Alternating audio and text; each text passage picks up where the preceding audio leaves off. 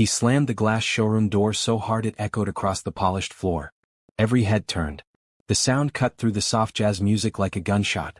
Malcolm Adeyemi stood in the entrance, chest rising with controlled breaths, his worn jacket hanging loosely on his shoulders, dust still clinging to the cuffs. He didn't look angry. He looked determined. For a second, the luxury dealership, Sterling Crest Auto Gallery, fell silent as if the building itself was holding its breath. A salesman near the front whispered under his breath, "What is he doing in here?" Another employee chuckled. "Probably lost." Malcolm didn't flinch. He walked forward with steady steps, eyes scanning the showroom. Spotlights gleamed off million-dollar cars lined up like trophies. A silver Aurora V12 coupe sat at the center, looking untouchable like it belonged to another world. Malcolm stopped at the reception desk. Behind it sat Sabrina Cole, perfectly styled hair, crisp blouse, manicured nails tapping against the keyboard. Her smile was automatic, practiced. "Good morning," Malcolm said calmly. "I'd like to ask about the Aurora V12 coupe." Sabrina blinked once. Her eyes flickered down his clothes. Then back up. "Oh, She hesitated, lips parting like she wasn't sure what language to speak. Before she could respond, a sharp voice sliced through the air. "What's going on here?" Graham Whitlock approached like a storm. Tall. Expensive suit. Slick confidence. The kind of man who walked like he owned every inch of the room even though he didn't. His gaze landed on Malcolm. And instantly his face twisted. "What is this?" Graham demanded, voice loud enough for customers nearby to hear. Malcolm turned toward him. "I'm asking about that car." Graham's eyes narrowed. "That car?" "Yes," Malcolm replied, nodding slightly. "The Aurora V12 coupe." A laugh burst out from across the showroom. Ethan Briggs, a sales associate with a smug grin, leaned against a desk. "Oh, this is good," Ethan said. "He wants the Aurora." A few employees snickered. Malcolm stayed still. "Is there a problem with my question?" Graham stepped closer, looking Malcolm up and down like he was inspecting trash on the sidewalk. "The problem," Graham said slowly, "is that you're wasting our time." Malcolm's voice remained even. "Time is part of customer service, isn't it?" Graham scoffed. "Customer service is for customers." Malcolm's jaw tightened slightly. "And what am I?" Graham smiled without warmth. "You tell me." The air grew heavier. Sabrina's hands froze on the keyboard. She didn't speak. Malcolm's eyes flicked to her. "Ma'am, can you tell me the price of the Aurora?" Sabrina swallowed. Her voice was small. "It's very expensive." Malcolm nodded. "I assumed so." Graham leaned in, voice dripping with disdain. "Expensive doesn't even begin to cover it. That car costs more than you'll make in 10 years. Ethan laughed again. "Maybe 20. A customer nearby, a woman in designer sunglasses, watched with mild amusement, like this was entertainment. Malcolm slowly exhaled. "I didn't ask for judgment," he said quietly. "I asked for information." Graham's smile widened. "Information? Fine. Here's information. People like you don't come here to buy. You come here to dream." Malcolm's eyes sharpened. "People like me?" Graham's expression hardened. "Don't start that." Malcolm tilted his head slightly. "Start what?" "Pointing out what you just implied." Graham's voice rose. "This is a premium establishment. We cater to serious buyers." Malcolm's tone didn't change. "And serious buyers look a certain way?" Ethan pushed off the desk, grinning. "Serious buyers don't show up looking like they slept on a bench." A ripple of laughter. Malcolm turned his head toward Ethan, eyes calm but piercing. "Does mocking strangers make you feel powerful?" Ethan's grin faltered for a second. "It makes me feel like I'm not the one begging for attention." Malcolm's lips pressed together. He looked back at Graham. "I'd like to speak to someone who can treat me with respect." Graham's eyes flashed. "Respect is earned." Malcolm nodded slowly. "Then why do you expect it automatically?" The words landed like a slap. The room went quiet again. Graham's face reddened. "Excuse me?" Malcolm's voice was firm now. "I walked in politely. I asked a question. And you responded with insults." Graham took another step closer, invading Malcolm's space. "You know what I think?" Graham said, voice low and dangerous. "I think you're here to cause trouble." Malcolm didn't move back. "I think you're afraid to answer a simple question because it would require you to see me as equal." Ethan muttered, "He's playing the victim." Malcolm turned slightly, addressing the room. "Is this how you treat everyone who walks through that door?" he asked. "Or only the ones who don't fit your idea of wealth?" No one answered. Sabrina stared down at her screen. A salesman pretended to straighten brochures. Silence. That silence was louder than any insult. Graham's jaw clenched. Get out. Malcolm blinked once. Excuse me? Graham's voice rose sharply. I said get out. You don't belong here. Malcolm's eyes held steady. Belonging isn't decided by your prejudice. Graham snapped. Don't lecture me in my showroom. Malcolm's voice was calm, almost sad. Your showroom? Or the company's? Graham froze for half a second. Then he laughed harshly. Oh, that's funny. You think you have some claim here? Malcolm didn't respond. Graham's smile disappeared. I'm done with this. Security. The word rang out like a command. 2 security guards at the back immediately straightened. Graham pointed at Malcolm like he was pointing at a stain. Remove him. The guards approached. One of them, a tall man with a stiff expression, spoke quietly. Sir, you need to leave. Malcolm looked at him. Did I break any rule? The guard hesitated. Graham barked. He's trespassing. He's disrupting business. Malcolm's voice cut through.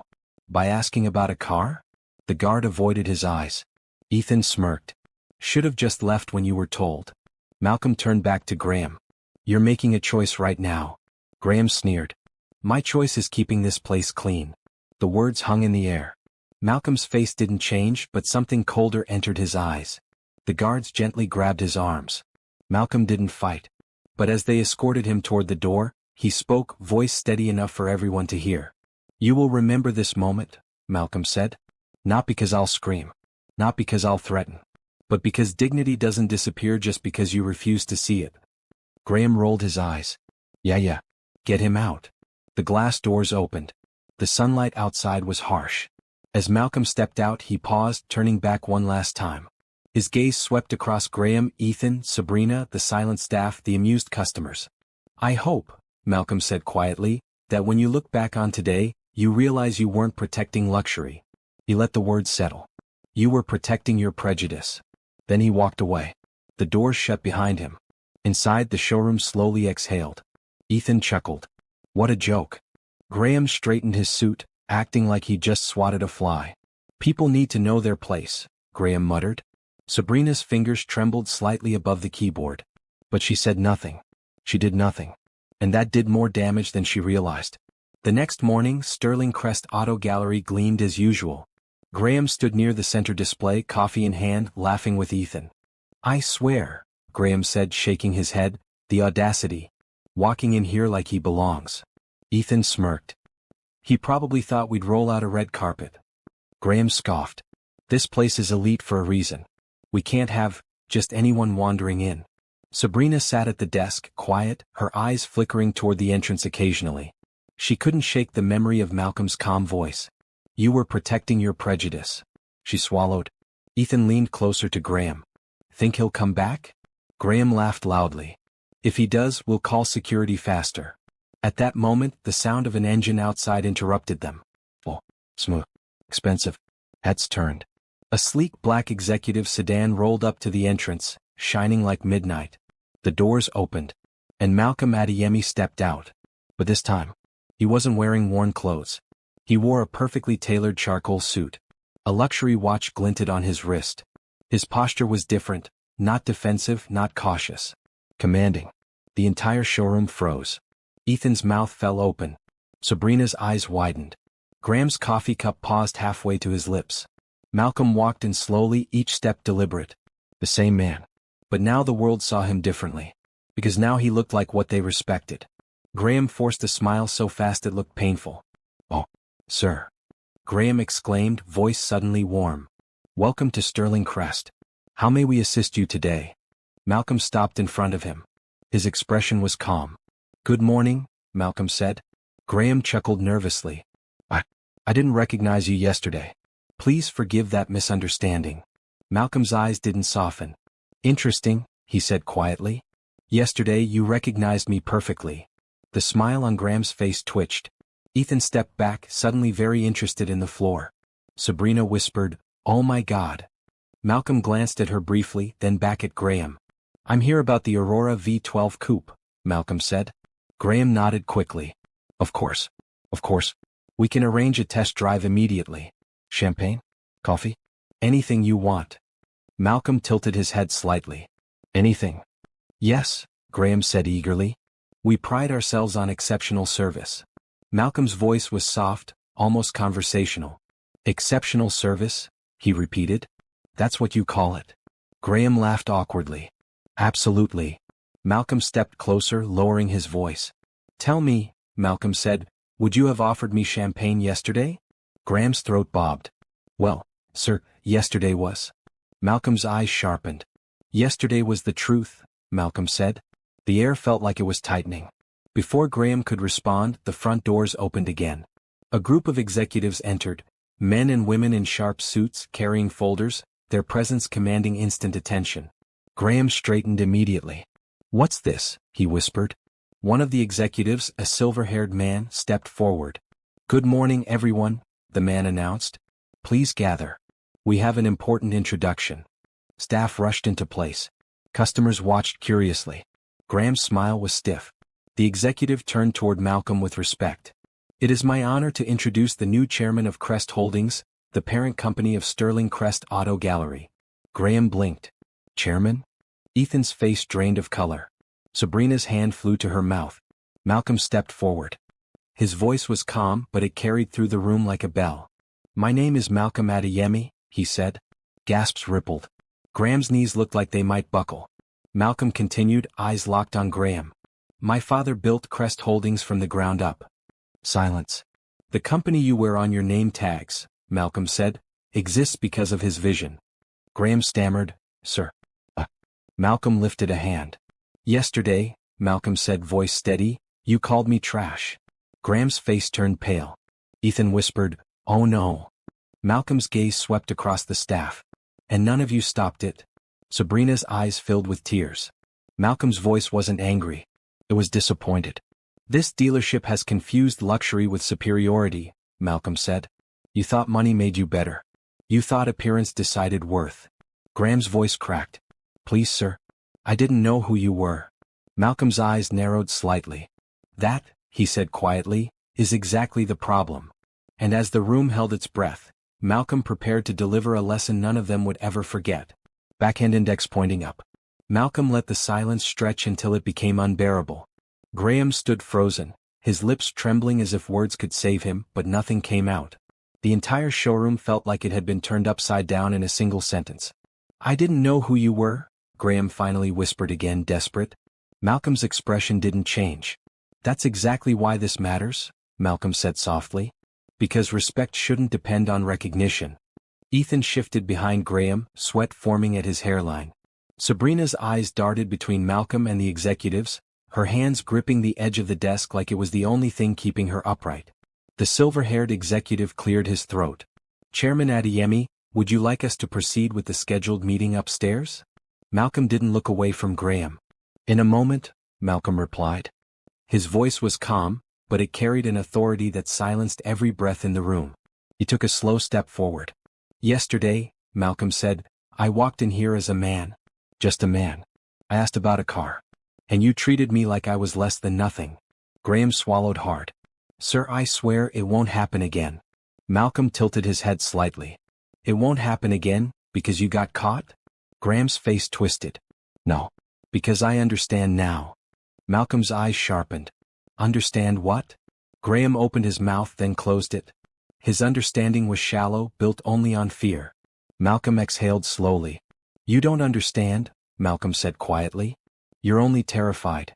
Ethan stepped forward suddenly, forcing a laugh that sounded broken. Chairman Adeyemi, come on, it was just a misunderstanding. We didn't mean anything by it. Malcolm's gaze snapped to him. Ethan froze. You laughed, Malcolm said simply. Ethan's grin vanished. I was just joking. Malcolm's voice cut through like a blade. Racism always hides behind jokes. The words hit Ethan like a punch. He stumbled back, face flushing with shame. Sabrina's voice trembled. Sir. Malcolm turned toward her. She looked like she might cry. I didn't know what to do, Sabrina whispered.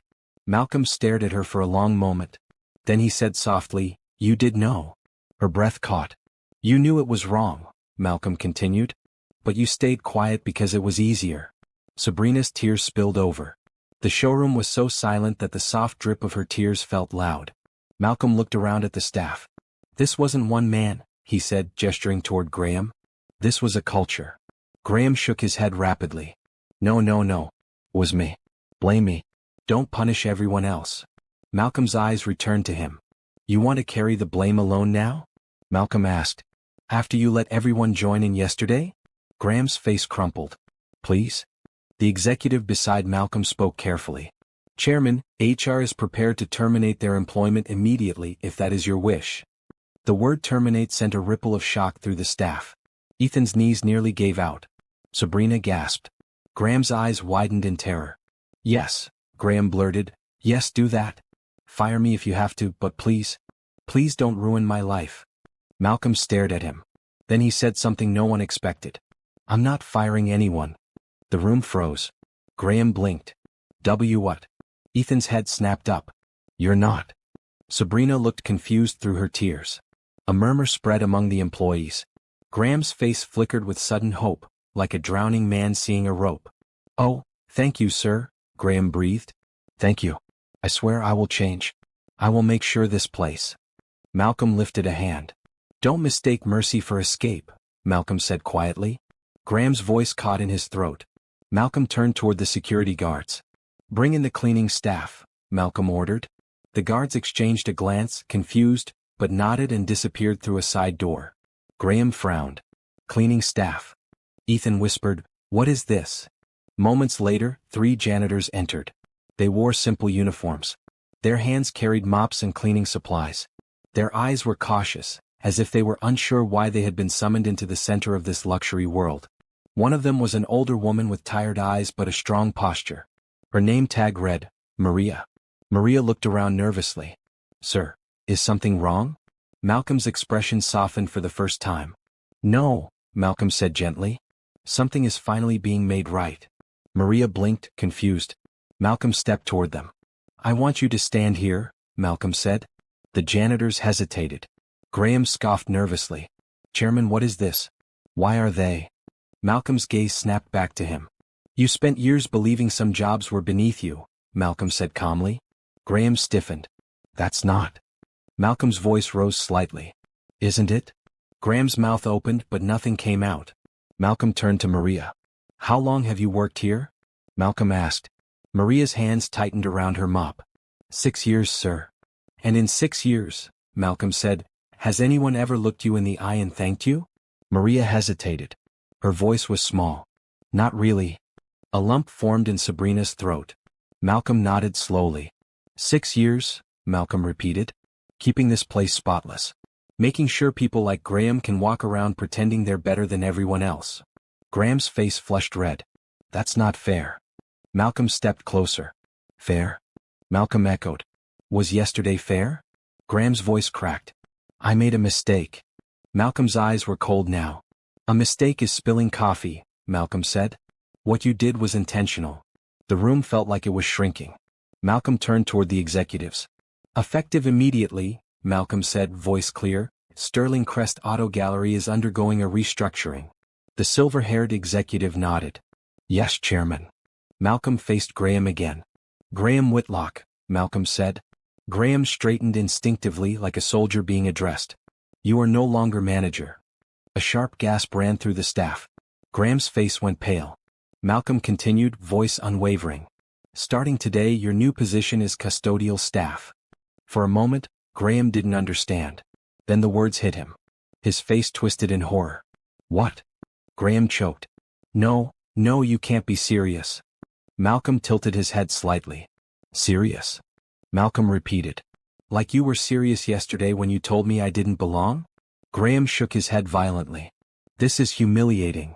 Malcolm's voice sharpened. Humiliating, Malcolm said, is being dragged out of a building because of your skin. Graham's breath came in shallow bursts. You can't do this, Graham whispered. I have a career. A reputation. Malcolm's eyes didn't blink. You built your reputation on cruelty, Malcolm said.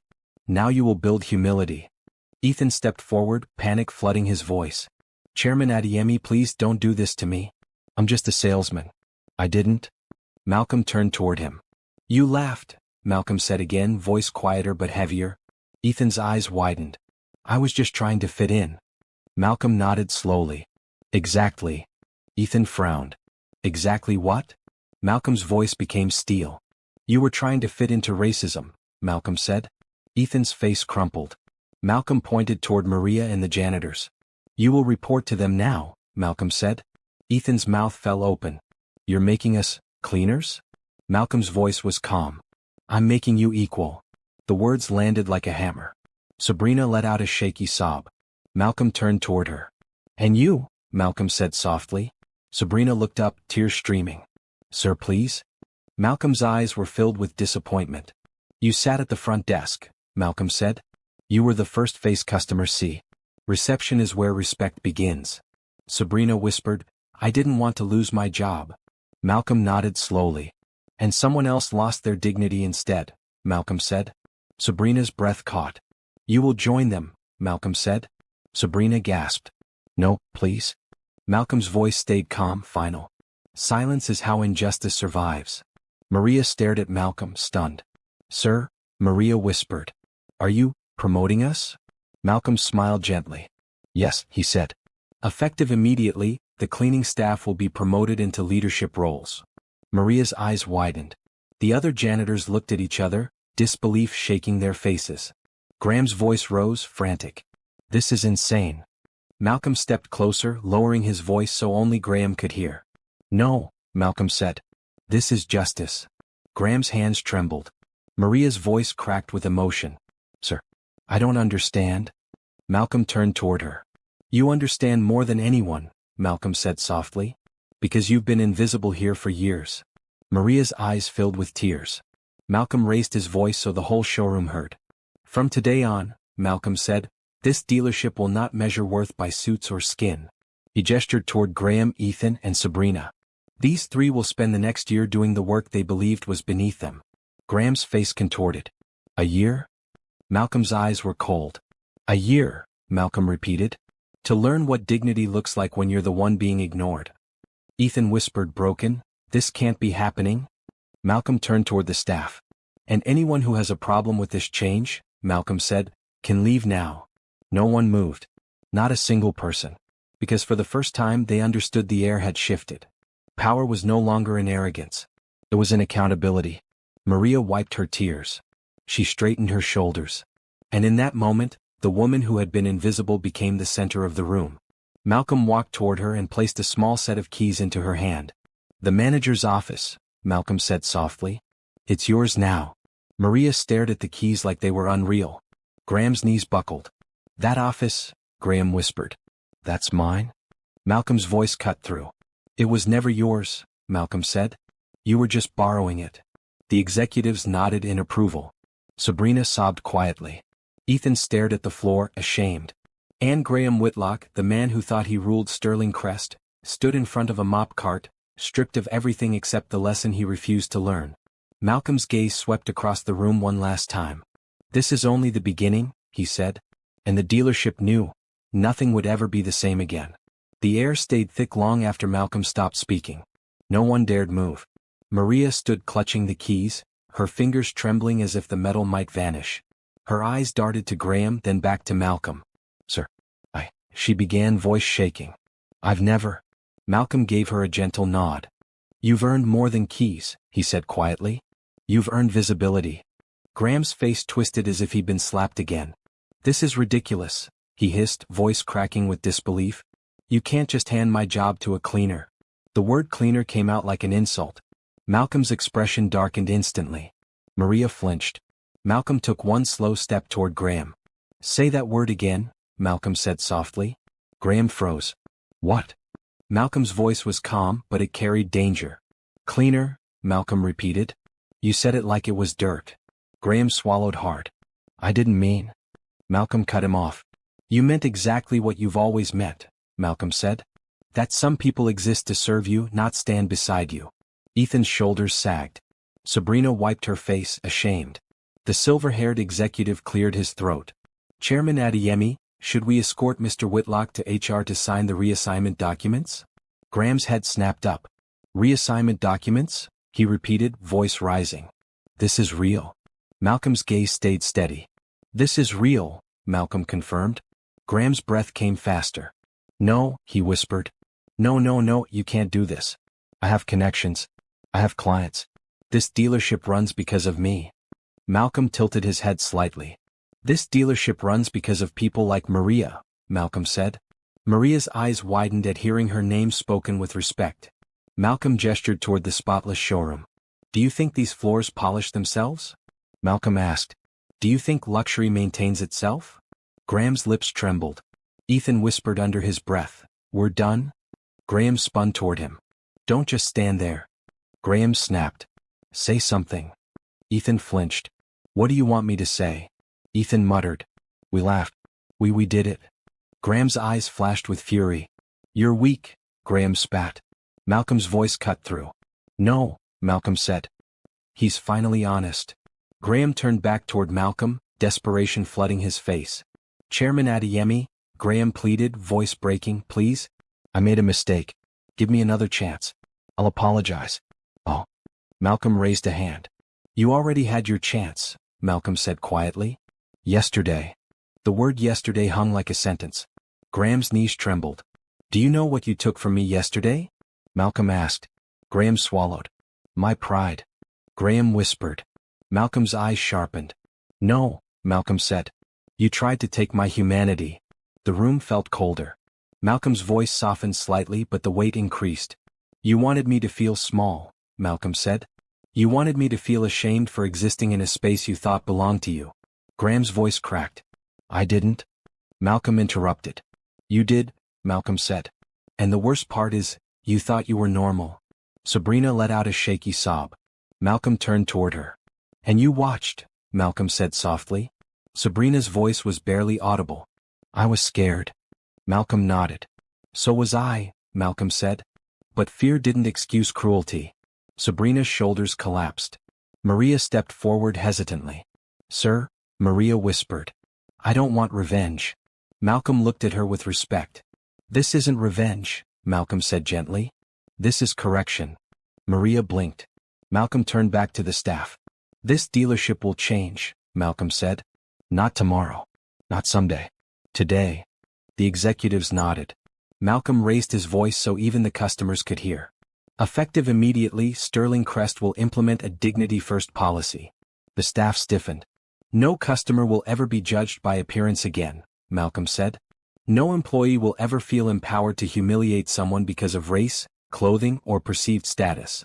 Graham scoffed bitterly. And who's going to enforce that? He muttered. Malcolm's eyes locked onto him. Maria, Malcolm said simply. Maria's breath caught. Graham's face twisted. You're putting her in charge of me? Malcolm's voice was calm. Yes. Maria looked horrified. Sir, Malcolm leaned toward her slightly. You can, he said softly. Because you already have. For years. You've carried this place without anyone noticing. Maria's eyes filled with tears again. The other janitors stood taller. One of them, a younger man named Terrence, whispered, We're really being promoted? Malcolm nodded. You are, Malcolm said. And you will be trained. You will be respected. And you will lead. Terrence's lips parted in disbelief. Graham's voice rose suddenly, sharp and panicked. This is humiliating. I won't do it. The entire room froze. Malcolm's expression didn't change. You won't. Malcolm echoed. Graham's chest heaved. I won't be some janitor. Graham shouted. Maria flinched at the contempt. Malcolm took a step closer. Then leave, Malcolm said simply. Graham froze. What? Malcolm's voice was quiet. Leave, he repeated. If you cannot do honest work, then you do not deserve any work here. Graham's mouth opened. No sound came out. Because for the first time in his life, he had no power. Ethan's voice cracked softly. I'll do it. Everyone turned. Ethan's eyes were glassy. I'll do it, Ethan repeated, voice trembling. I deserve it. Graham whipped toward him. You idiot. Ethan flinched. No, Ethan whispered. I'm just tired of pretending. Sabrina's voice was small. I'll do it too. Malcolm looked at her. Sabrina wiped her tears. I should have spoken up, she whispered. I didn't. And I hate myself for it. Malcolm's gaze softened slightly. Regret is the first step, Malcolm said. Graham stared at them like they were insane. You're all turning on me. Malcolm's voice cut through. They're not turning on you, Malcolm said. They're turning toward truth. The silver-haired executive spoke firmly. Mr. Whitlock, HR is waiting. Graham's face contorted. This is a circus, he spat. But his voice lacked bite now. The guard stepped forward. Not to drag Malcolm out, but to escort Graham. Graham's eyes widened. You're escorting me? One guard nodded. Yes, sir. The word sir sounded wrong now. Graham's shoulders sagged as reality crashed down. As he walked past Maria, he muttered bitterly, enjoy it while it lasts. Maria's voice, quiet but steady, stopped him. It will last, she said. Graham froze. Maria lifted her chin. Because it's built on respect, she continued. Not fear. Graham's face twisted, but he kept walking. The showroom watched him go, the mighty reduced to trembling silence. Once Graham disappeared, Malcolm turned back to Maria and the janitors. Come with me, Malcolm said. Maria hesitated. To the office? Malcolm nodded. Yes, he said. Your office. Maria swallowed hard. The staff parted as Maria walked forward. It was surreal. For years she'd moved through this place like a shadow. Now every eye followed her with awe. Sabrina whispered, I never even knew her name. Ethan murmured, we never looked. Malcolm heard them. That's the point, Malcolm said quietly. Upstairs, the manager's office was pristine. Leather chairs. Glass desk. A view over the showroom like a throne. Maria stood in the doorway, overwhelmed. I've cleaned this room 100 times, she whispered. But I've never sat in it. Malcolm gestured to the chair. Sit, he said. Maria hesitated, then slowly lowered herself into the seat. Her hands trembled on the armrests. Terence stood beside her, eyes wide. Malcolm leaned against the desk. This is not charity, Malcolm said. This is overdue recognition. Maria's voice cracked. I don't know if I can do this. Malcolm smiled gently. You've been doing it, he said. You just weren't given credit. Maria shook her head, tears spilling. All these years, we were invisible. Malcolm's voice softened. I know, he said. That's why I came yesterday the way I did. Maria blinked. You did it on purpose? Malcolm nodded slowly. I needed to see the truth, he admitted. Not reports. Not numbers. The truth. Terence whispered, and you found it. Malcolm's eyes darkened. I found poison, Malcolm said. And now we cleanse it. Maria let out a shaky laugh through tears. Cleansing, by cleaning. Malcolm nodded. Exactly, he said. Downstairs, whispers spread like wildfire. Customers murmured.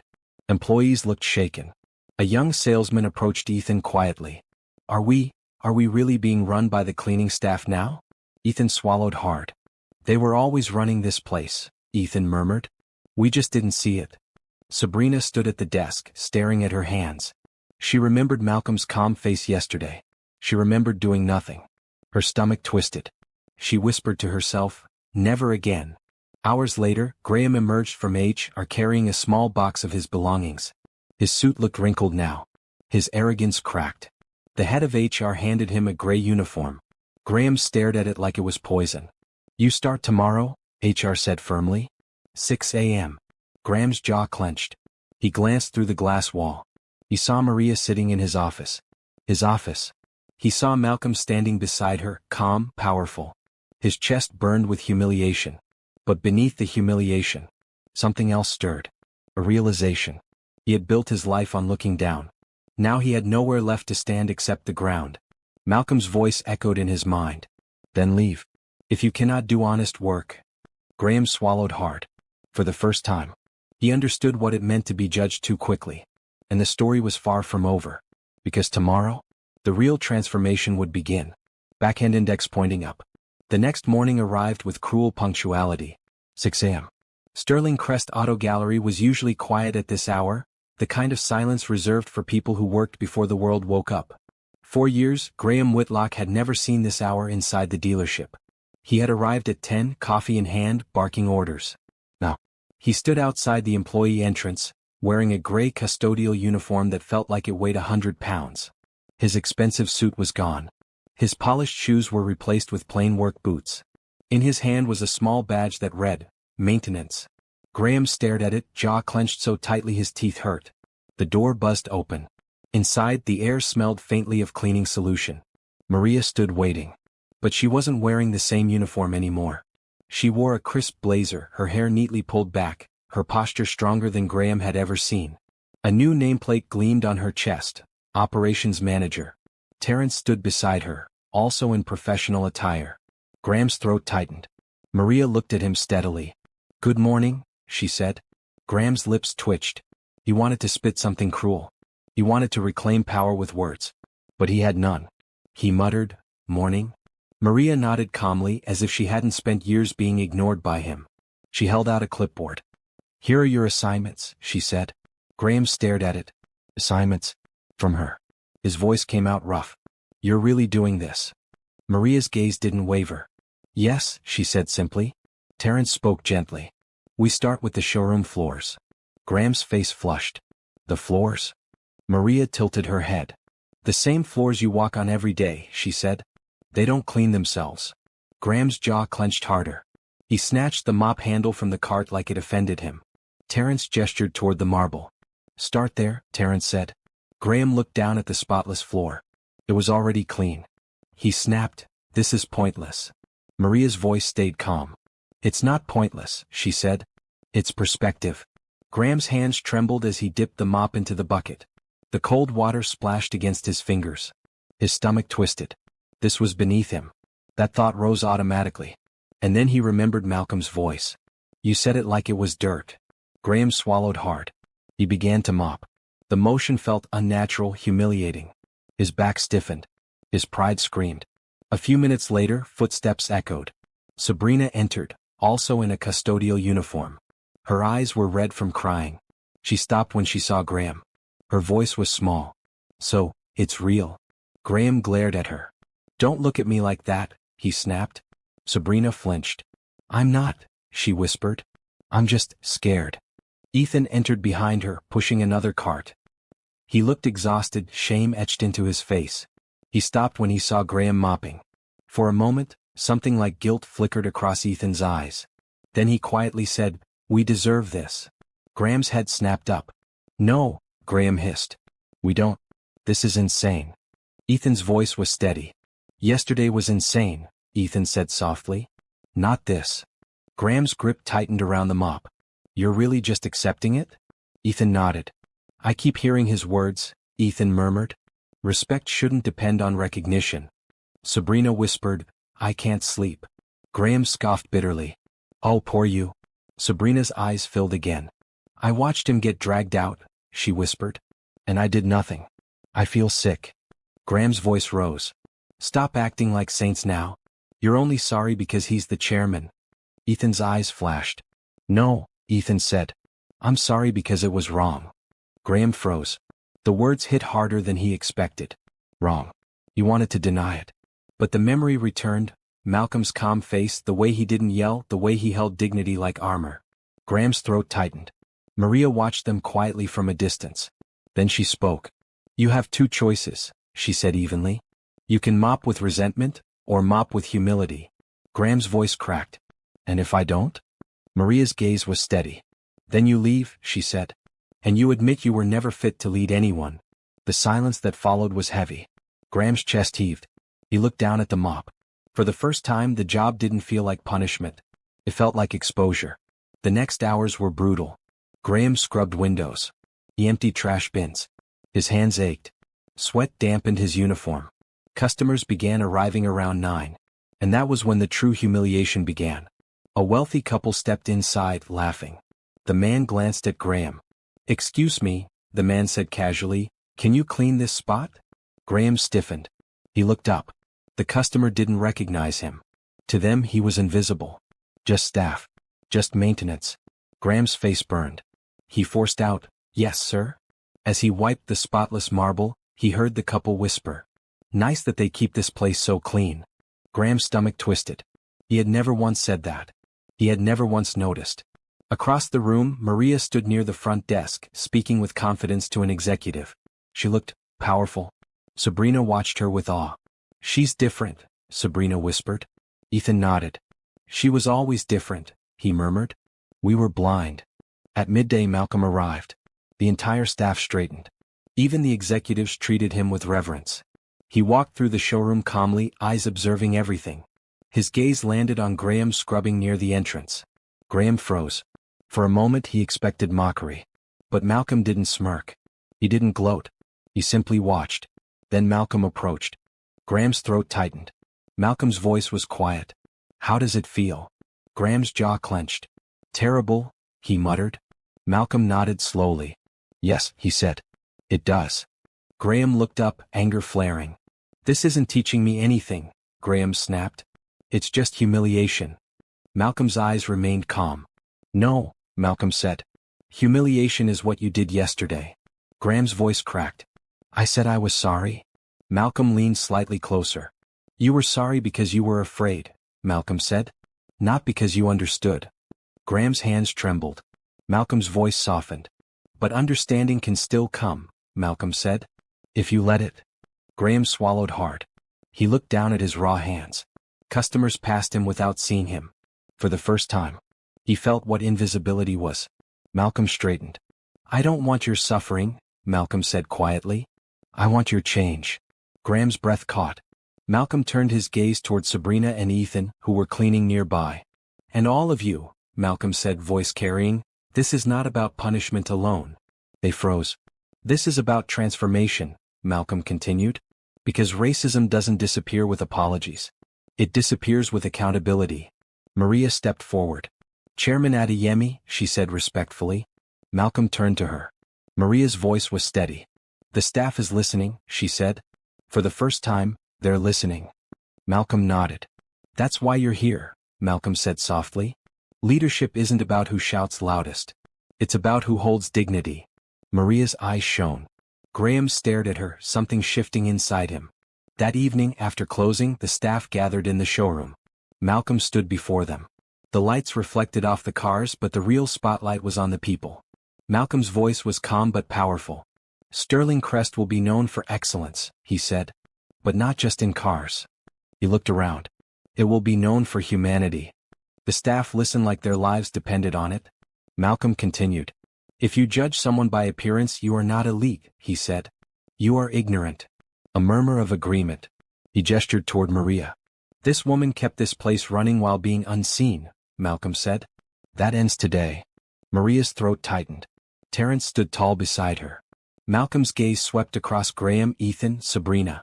"And those who believe themselves above honest work," Malcolm said, voice firm, "will learn the truth."